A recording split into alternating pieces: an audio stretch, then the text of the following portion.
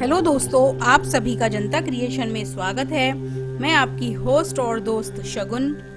आज के इस वीडियो में हम श्री रुद्र संहिता के प्रथम खंड का चौथा अध्याय सुनेंगे। आइए शुरू करते हैं। ओम नमः शिवाय। प्रथम खंड का चौथा अध्याय, नारद जी का भगवान विष्णु को श्राप देना।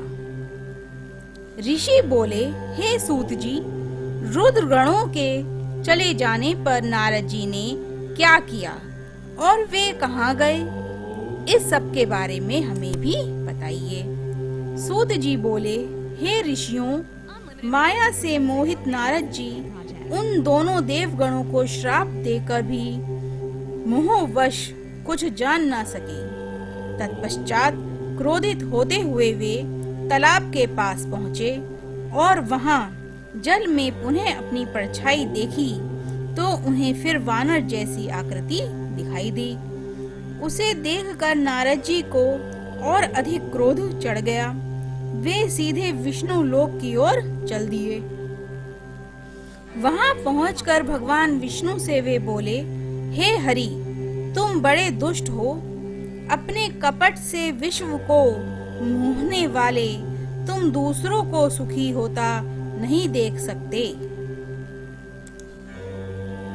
तभी तो तुमने सागर मंथन के समय मोहिनी का रूप धारण कर दैत्यों से अमृत का कलश छीन लिया था और उन्हें अमृत की जगह मदिरा पिलाकर पागल बना दिया था।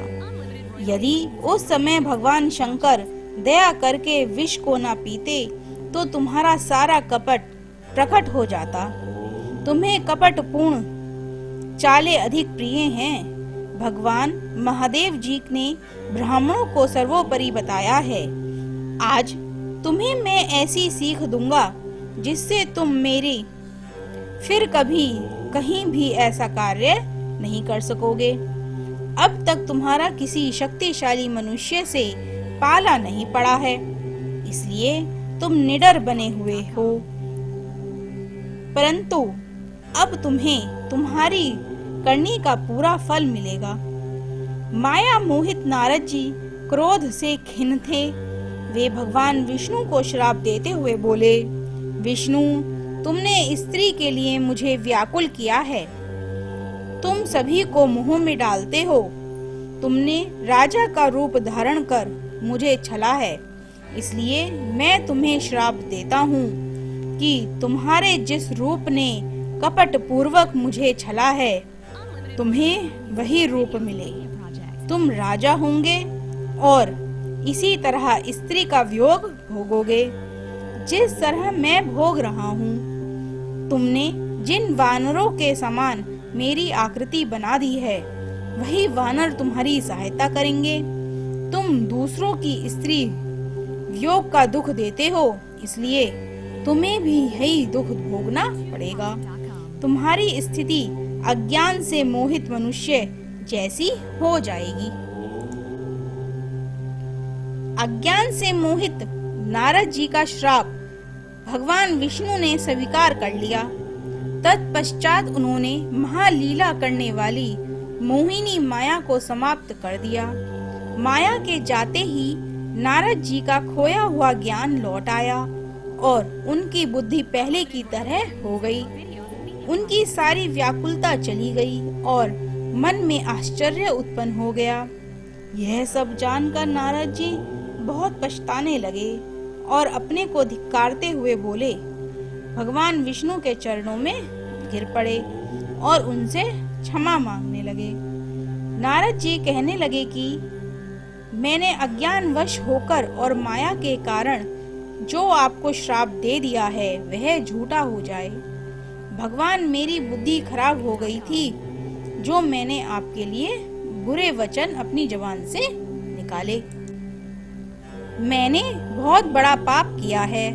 हे प्रभु, मुझ पर कृपा कर मुझे ऐसा कोई उपाय बताइए जिससे मेरा सारा पाप नष्ट हो जाए।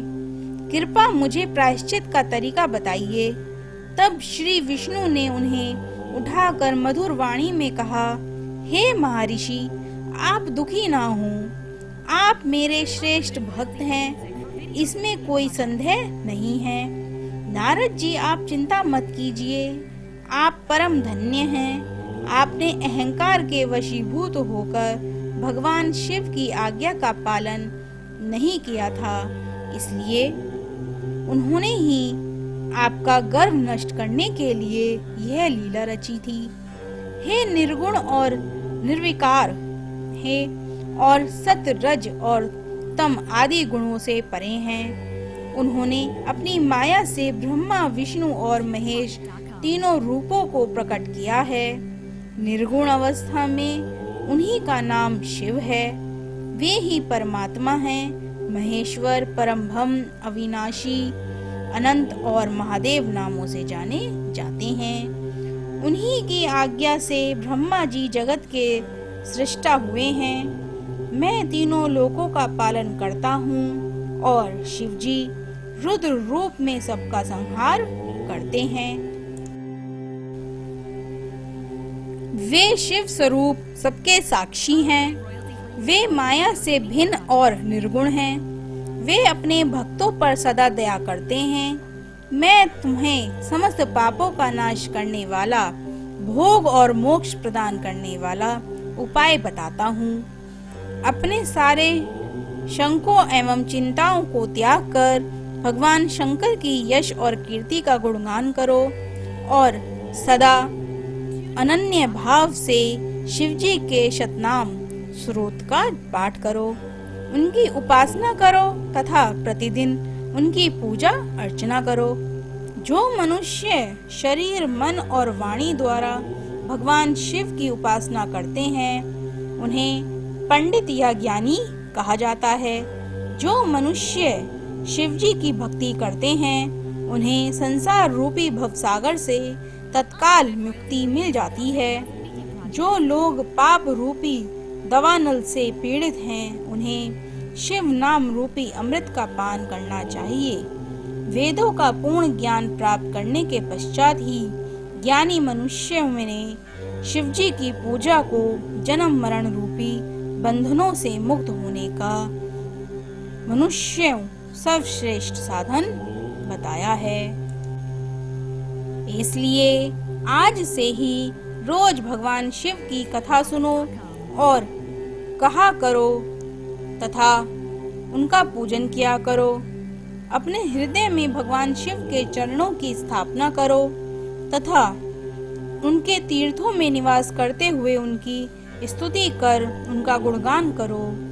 इसके बाद नारद जी, तुम मेरी आज्ञा से अपने मनोरथ की सिद्धि के लिए ब्रह्मलोक जाना। वहाँ अपने पिता ब्रह्मा जी की स्तुति करके उनसे शिव महिमा के बारे में पूछना। ब्रह्मा जी ने शिव भक्तों में श्रेष्ठ हैं।